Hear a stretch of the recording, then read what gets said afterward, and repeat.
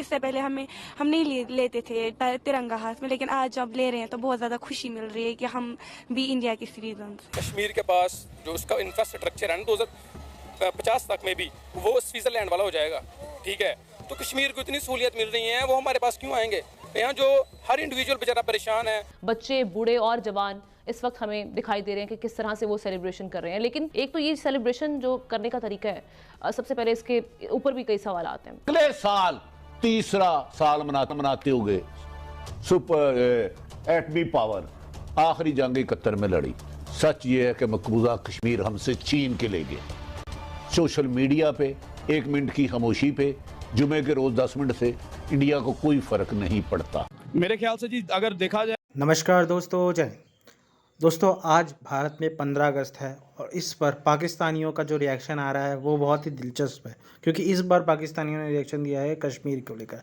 कश्मीर में जो पहले जो उन लोग 5 अगस्त से पहले जो उन लोग का एक सोच था कि यहाँ पर हम लोग झंडा लगाएंगे पाकिस्तान का, वो अब उनको नासूर बनता दिख रहा है।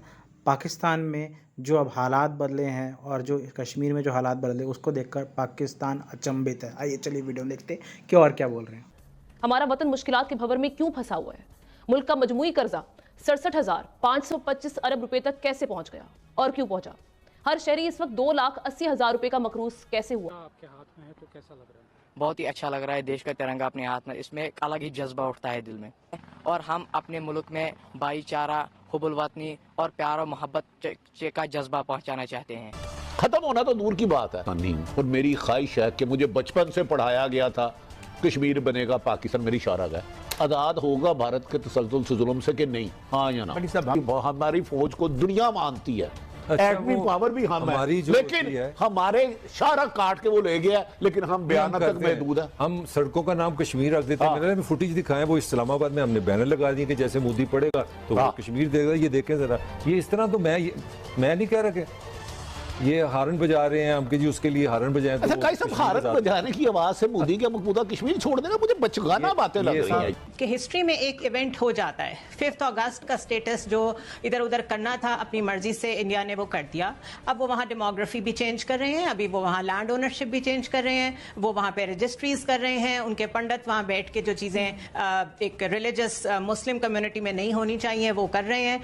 हर चीज़ वहाँ का पैटर्न जब चेंज होने जा रहा है, वहाँ के स्कॉलरशिप्स डायरेक्ट हो रहे हैं टूवर्ड्स हिंदूज या इंडियंस जो वहाँ पे नए जाके सेटल हो रहे हैं, एक तरीके से नई सेटलमेंट्स बनाई जा रही हैं। तो क्या सिर्फ ये बयान काफ़ी है या आपकी जो फॉरेन ऑफिस की डायरेक्शन है वो एक्टिवली यूनाइटेड नेशंस या बाकी फोरम्स पे जाके उसको रुकवाने पे उसका फोकस होना चाहिए था? बिकॉज एक वाकया हो गया, अब आप 3 साल क्या उस पर सिर्फ बोलते रहेंगे?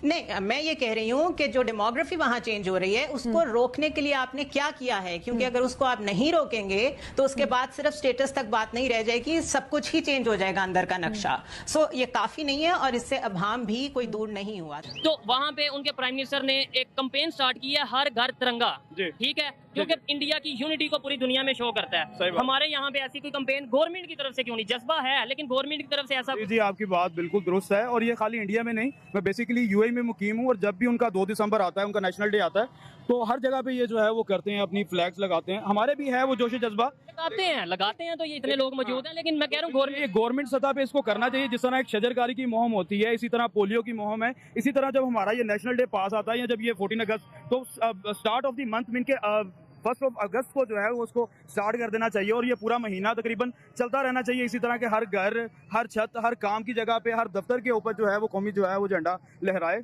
और ये जो है वो, और इसी से जो है हमारी जो है वो बका है। हमारे बच्चे, आज मैं आया हूँ बेसिकली जिस तरह मेरे वालिद साहब आया करते थे मेरे लिए झंडा लेने, आज मैं अपने बच्चों के लिए लेने आया हूँ। तो ये है कि उनकी भी इसी में जो है वो होगी कि भाई यही जो है हम पाकिस्तानी हैं, और इसी आज़ादी की कदर होगी, उन्हें एक आज़ाद माहौल में रहने की। बिल्कुल दुरुस्त। तो इंडिया का ये जो कैंपेन है इसको आप कैसा देखते हैं?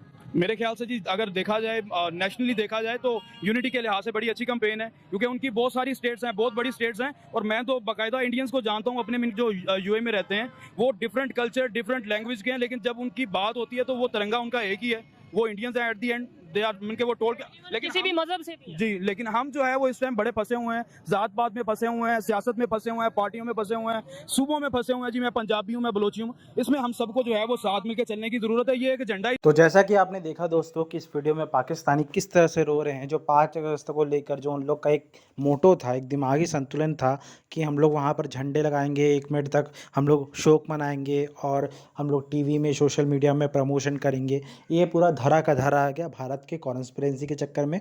और भारत ने जो गति ली है कश्मीर में जो डेवलपमेंट किया है, उसको देखकर पाकिस्तान अचंभित है, विभोर हो गया है कि ये डेवलपमेंट पाकिस्तान में नहीं हो रहा, जो कि जितना डेवलपमेंट पाकिस्तान में नहीं हो रहा उतना डेवलपमेंट कश्मीर में हो रहा है।